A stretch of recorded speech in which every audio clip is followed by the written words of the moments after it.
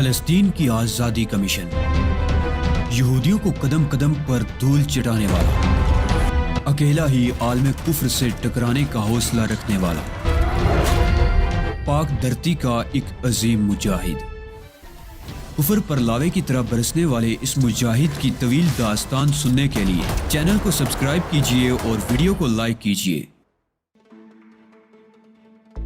اندر بیٹھو، اس کے بعد فضول بکواس کر لینا، اس شخص نے کرخت لہجے میں کہا اور مجھے تقریباً دھکا دے کر بند گاڑی میں دھکیل دیا گیا۔ میں خاموشی سے اندر جا بیٹھا تھا۔ ان میں سے 3 میرے ارد گرد بیٹھ گئے، ایک نے اسٹیئرنگ سنبھال لیا تھا۔ بند گاڑی اسٹارٹ ہو کر چل پڑی۔ زخموں میں اب چونکہ کوئی تکلیف نہیں تھی، اس لیے میں مطمئن تھا، لیکن ابھی ان سے بڑھنا بھی نہیں چاہتا تھا، چونکہ صورتحال سراسر میرے خلاف ہی جاتی تھی۔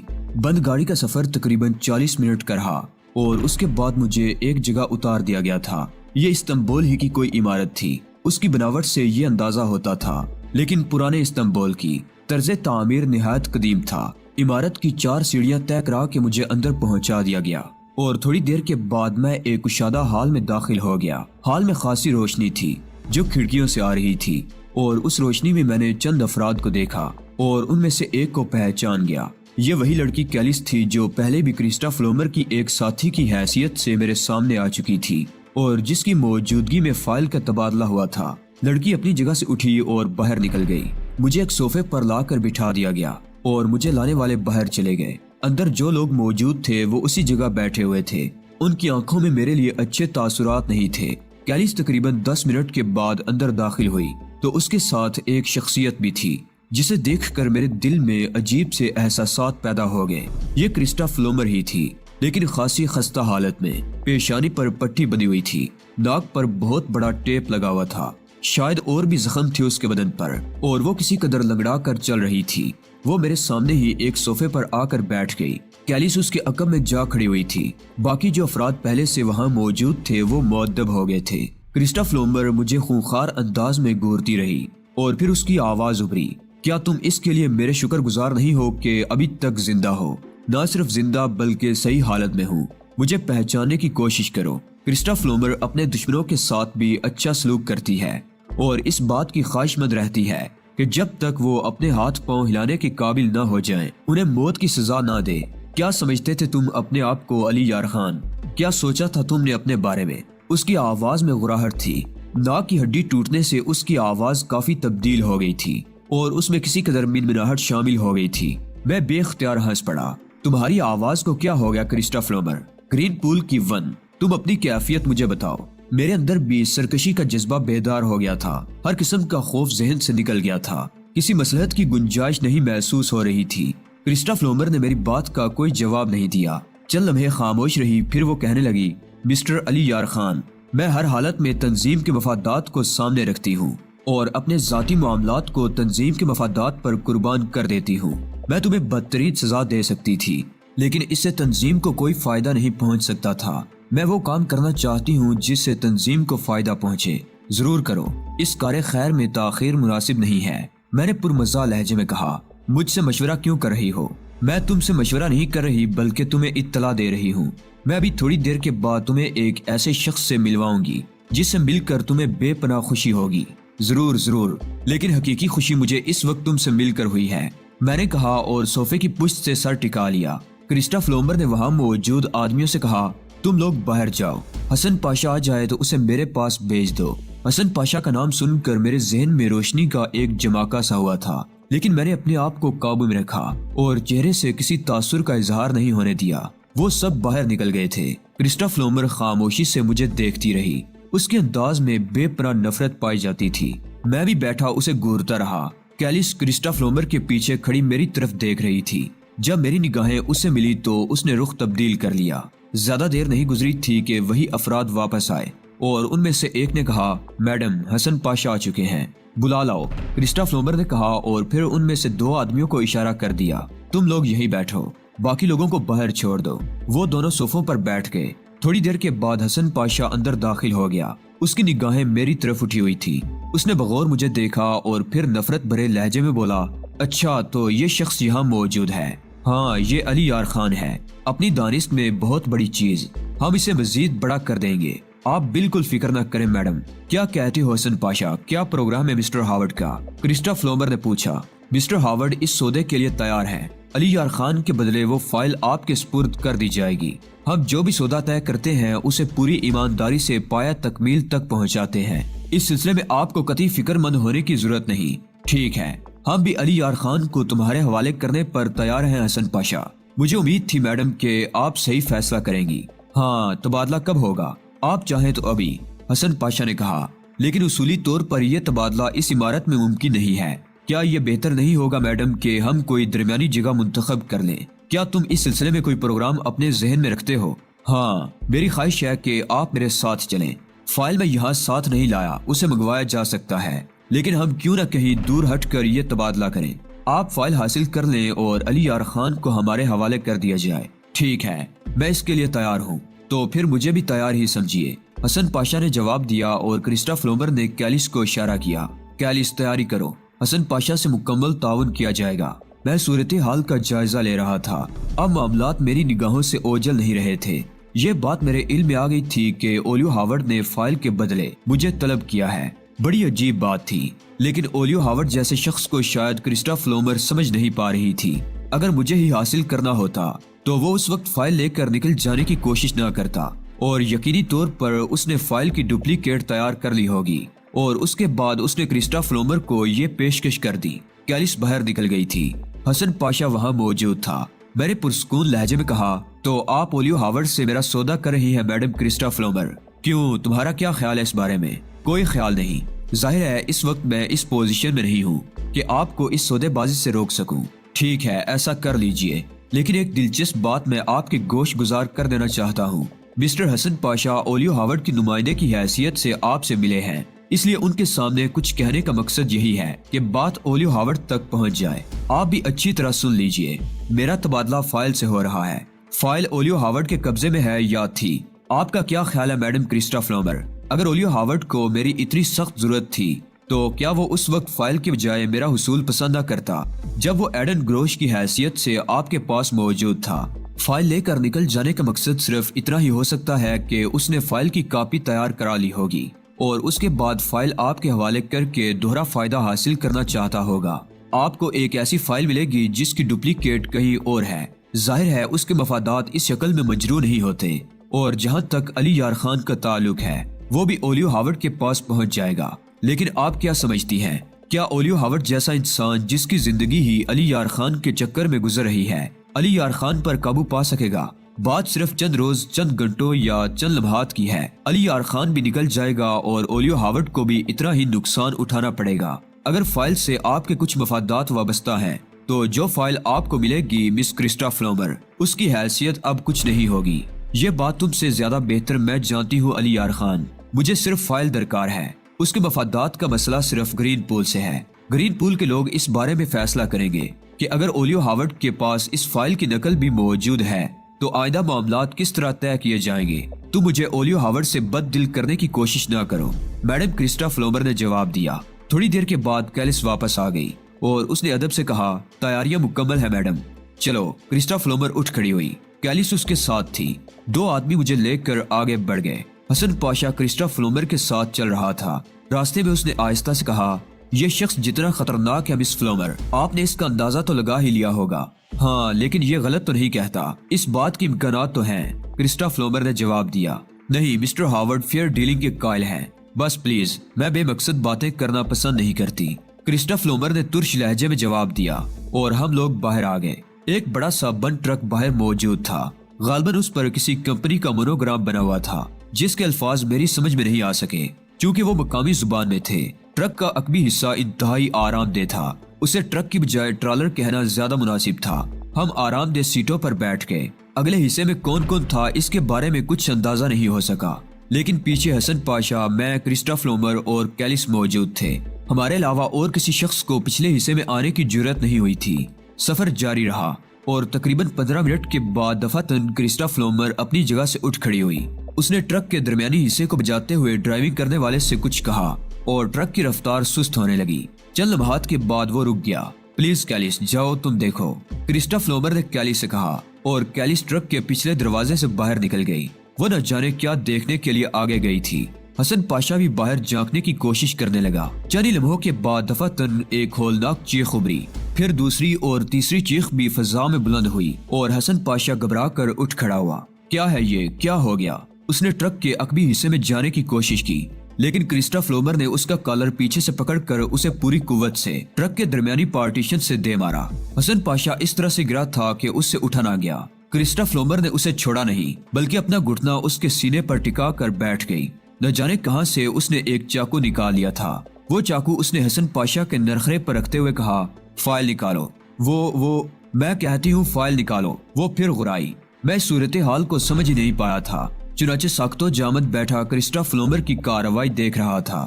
حسن پاشا نے گگیائے ہوئے انداز میں کہا، وہ میرے پاس کہاں ہے؟ وہ تو ایک لمحے کے اندر اگر تم نے اس کے بارے میں نہ بتایا تو میں یہ چاقو تمہاری گردن پر پھیر دوں گی۔ فائل میرے لباس میں موجود ہے، قمیص کے نیچے، اس نے کہا، اور کرسٹف لومر نے بے دردی سے حسن پاشا کا گلا کاٹ دیا۔ وہ اتنا زبردست وار تھا کہ حسن پاشا کا نرخرا بری طرح کٹ گیا تھا۔ میں بوکھلائے ہوئے انداز میں اٹھ کھڑا ہوا تو کرسٹف لومر نے کہا، نہیں علی پلیز، تم کچھ کرنے کی کوشش مت کرنا، تم دشمنوں میں نہیں ہو۔ اس کے ان الفاظ اور اس لہجے پر میں چونک کر رک گیا تھا۔ کرسٹف لومر نے پھرتی سے حسن پاشا کے گریبان کے بٹن کھولے اور پھر وہ فائل اس کے گریبان سے باہر نکال لی جسے اولیو ہاورڈ لے اڑا تھا۔ اس نے فائل کی ورق گردانی کی اور مطمئن انداز میں اسے میری طرف بڑھاتے ہوئے بولی، علی تمہاری فائل تمہارے پاس پہنچ گئی۔ میں ششدر تھا، کوئی بات سمجھ میں نہیں آ رہی تھی۔ تب کرسٹف لومر نے اپنی ناک پر لگا ہوا ٹیپ اکھاڑ دیا، ماتھے کی پٹی کھول کر پھینک دی، گردن کے پاس کچھ ٹٹول کر ایک ماسک اپنے چہرے سے اتار دی، اور دوسرے لمحے حیرت سے میرا منہ کھل گیا۔ میں ہنکوں کی طرح اس کی شکل دیکھ رہا تھا۔ وہ تارینا ہارڈو تھی جو کرسٹف لومر کے میک اپ میں تھی۔ تارینا ہارڈو دل آویز انداز میں مسکرائے جا رہی تھی۔ آنکھوں کی چمک سے اندازہ ہوتا تھا کہ میری کیفیت سے محظوظ ہو رہی ہے۔ اتنے پریشان کیوں ہو علی؟ اس نے محبت آمیز لہجے میں پوچھا۔ پریشان؟ اب تو میں اس بات پر حیران ہوں کہ میں بے ہوش کیوں نہیں ہو گیا۔ تم جیسے مضبوط اعصاب کے لوگ کبھی بے ہوش نہیں ہوتے۔ اتنے وثوق سے نہ کہو یہ بات، میں نے گہری سانس لے کر کہا۔ اس وقت بھی میں کم از کم نیم بے ہوش تو ہوں ہی۔ تارینا بدستور مسکراتی رہی، پھر بولی، میں جانتی ہوں تم شراب نہیں پیتے، البتہ تمہیں اس وقت کافی کی شدت سے ضرورت ہے۔ بس کچھ ہی دیر کی بات ہے، پھر تمہیں بہت عمدہ کافی پلاؤں گی۔ اسی وقت کسی کار کی ہیڈ لائٹس نظر آئیں۔ میں چوکنا ہو گیا۔ کوئی فکر نہ کرو، یہ بھی میرے ہی ساتھی ہیں، تارینا نے جلدی سے کہا۔ اتنی دیر میں ہرے رنگ کی وہ لیموزین قریب آ کر رک گئی تھی۔ تارینا نے مجھے اشارہ کیا اور دروازہ کھول کر عقبی نشست پر بیٹھ گئی۔ گٹھے ہوئے مضبوط بدن کے ڈرائیور نے گاڑی ریورس کر لی۔ میں صورتحال کو پوری طرح سمجھنے کی کوشش کر رہا تھا، لیکن ذہن کو الجھنوں کے سوا کچھ میسر نہیں آ رہا تھا۔ اور وہ لڑکی کیلس؟ کچھ توقف کے بعد میں نے پوچھا، کیا وہ بھی نکلی ہے؟ نہیں، تمہارا تازہ ترین شکار اصلی ہی ہے، تارینا نے کہا اور کھلکھلا کر ہنس دی۔ تازہ ترین شکار سے کیا مطلب ہے تمہارا؟ وہ ایک دم سنجیدہ ہو گئی۔ عورت ناقص العقل ہوتی ہے علی، میرا واسطہ ایسی عورتوں سے پڑ چکا ہے کہ میں اس بات سے اتفاق نہیں کر سکتا۔ اچھا یہ بتاؤ، تم نے کبھی کوئی گنجی عورت دیکھی ہے؟ اس کے لہجے میں چیلنج تھا۔ پلیز تارینا، میں پہلے ہی بہت الجھا ہوا ہوں، مجھ سے مہموں میں باتیں مت کرو۔ میرا مطلب ہے، لوگ سوچتے ہیں، دماغ کھپاتے ہیں تو ان کے سر بالوں سے محروم ہو جاتے ہیں، لیکن کوئی عورت کبھی گنجی نہیں ہوئی، اور نہ ہی کوئی عورت دنیا کے مفکرین میں شامل ہوئی۔ اس نے عجیب توجہ پیش کی تھی۔ مجھے ہنسی آ گئی۔ بات کیلی سے شروع ہوئی تھی۔ میں نے اسے یاد دلایا، تم نے اسے میرا تازہ ترین شکار قرار دیا اور پھر عورت کے ناقص العقل ہونے کا تذکرہ چھیڑ دیا۔ تم سیدھی طرح بات نہیں کرو گی تو میں عورت کو ناقص العقل کے بجائے فاتر العقل قرار دے بیٹھوں گا۔ بات سیدھی سی ہے، اس نے طویل سانس لے کر کہا۔ کیلس تمہیں چاہنے لگی ہے، اس نے صرف تمہاری خاطر میری بھرپور مدد کی ہے، ورنہ یہ سب کچھ اتنی آسانی سے نہ ہو پاتا۔ اب لیموزین ایک نیم تاریک عمارت کے احاطے میں داخل ہو گئی تھی۔ تارینا مجھے ساتھ لے کر ایک ہال نما کمرے میں داخل ہو گئی جہاں آرام دہ نشستیں پڑی ہوئی تھیں۔ ہم دونوں وہاں بیٹھ گئے۔ میں سوالیہ نگاہوں سے اسے دیکھتا رہا۔ کیلس نے تمہارے سلسلے میں مجھ سے رابطہ قائم کیا تھا، تارینا نے آہستہ سے کہا۔ اسی نے میری مدد کی تھی۔ اب شاید وہ تم سے کبھی نہ ملے، لیکن وہ میرے سامنے تمہاری چاہت کا اعتراف کر چکی ہے۔ ایسی چاہت کو کیا کہو گے جس میں آدمی جان کی بازی لگا دے لیکن جواب میں اسے ایک مسکراہٹ کی آس بھی نہ ہو۔ میں سناٹے کے سے عالم میں اسے دیکھتا رہا۔ میری سمجھ میں کچھ نہیں آ رہا تھا۔ یہ تو حماقت ہے، بالآخر میں نے کہا۔ اسی لیے تو عورت ناقص العقل کہلاتی ہے، تارینا نے عجیب سے لہجے میں کہا۔ پھر اس نے ملازم کو طلب کر کے اسے کافی کا حکم دیا اور تھکے تھکے انداز میں آنکھیں موند لی۔ میں خاموشی سے اسے دیکھتا رہا۔ کافی آتے ہی اس نے آنکھیں کھول دی اور سنبھل کر بیٹھ گئی۔ سوری علی، کچھ تھک سی گئی ہوں میں۔ کبھی کبھی کوئی احساس پورے وجود کو شل کر کے رکھ دیتا ہے، اور تمہیں اندازہ ہے کہ میں کتنا الجھا ہوا ہوں۔ ہاں میں جانتی ہوں تم بہت کچھ پوچھنے کے لیے بے چین ہو رہے ہو، تو پھر ارادہ کیا ہے؟ میں تمہارے ہر سوال کا جواب دوں گی۔ حسن پاشا کے ہاں تم سے مختصر ملاقات ہوئی تھی، لیکن کچھ پوچھنے کا موقع نہیں ملا تھا۔ میں وہاں سے بہت ساری الجھنیں لے کر رخصت ہوا تھا۔ سب سے پہلے تو میں تمہاری یہاں آمد کے بارے میں جاننا چاہتا ہوں۔ میرے لیے یہ بات انتہائی تعجب خیز ہے کہ تم نے مسٹر آن شلائر کے کیس کے سلسلے میں ریڈ پینتھرز سے رجوع کیا۔ یہ بتاؤ، کیا تمہیں معلوم ہو گیا تھا کہ میں ریڈ پینتھرز سے وابستہ ہو گیا ہوں؟ نہیں علی، ہرگز نہیں۔ میں تو تمہیں دیکھ کر ششدر رہ گئی تھی۔ تم سے وہاں ملاقات تو میرے وہم و گمان میں بھی نہیں تھی، تارینا ہارڈو نے جواب دیا۔ تو اتنا اہم مسئلہ ریڈ پینتھرز کے سامنے لانا، کیا مسٹر آن شلائر ریڈ پینتھرز پر اتنا اعتماد کرتے ہیں؟ یہ تو تم خود بھی دیکھ چکے ہو کہ سائیکا مائلر انتہائی ذہین لڑکی ہے، لیکن تارینا، مسٹر آن شلائر اس سلسلے میں تمہاری مدد بھی تو لے سکتے تھے۔ میں نے اعتراض کیا۔ نہیں علی، ایسا نہیں ہے۔ یہ خالی سرکاری معاملہ نہیں تھا، بلکہ ایک طرح سے اس کی نوعیت ذاتی تھی، اس لیے میں سرکاری طور پر اس میں ملوث نہیں ہو سکتی تھی۔ البتہ میں نے ذاتی طور پر اتنا ضرور کیا کہ میں اس سلسلے میں مسٹر آن شلائر اور سائیکا کے درمیان رابطے کا ذریعہ بن گئی۔ چلو، یہ سب کچھ تو سمجھ میں آ گیا۔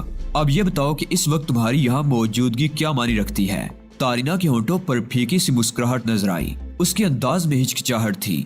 میں صرف تمہارے لیے یہاں آئی تھی، اس نے دھیمے لہجے میں کہا۔ کیا؟ میں حیران رہ گیا، کیونکہ اس کا جواب میری توقعات کے برعکس تھا، بلکہ میں تو اس جواب کا تصور بھی نہیں کر سکتا تھا۔ سنو علی، اس میں حیرت کی کوئی بات نہیں۔ تارینا کا لہجہ کچھ عجیب سا تھا۔ حال جوشو کیس کے بعد تمہاری وقت اور عزت میری نظر میں بہت بڑھ گئی تھی۔ ہم لوگ تمہارے مقروض تھے۔ اس پر مزید ستم یہ کہ تمہارے لیے کچھ کر بھی نہیں پا رہے تھے۔ یقین کرو، مسٹر شلائر نے تہذیب مالکم ایکس کے سلسلے میں بھی تمہاری ہم نوائی کی تھی اور بھرپور کوشش کی تھی صورتحال کو سنبھالنے کی، لیکن اس کا نتیجہ ان کے حق میں اچھا نہیں نکلا۔ گرین پول والے براہ راست ان کی طرف متوجہ ہو گئے۔ ان کی بیوی اور بچے کا اغوا اسی سلسلے کی ایک کڑی تھا۔ اس طرح گرین پول کو دوہرا فائدہ حاصل ہوا۔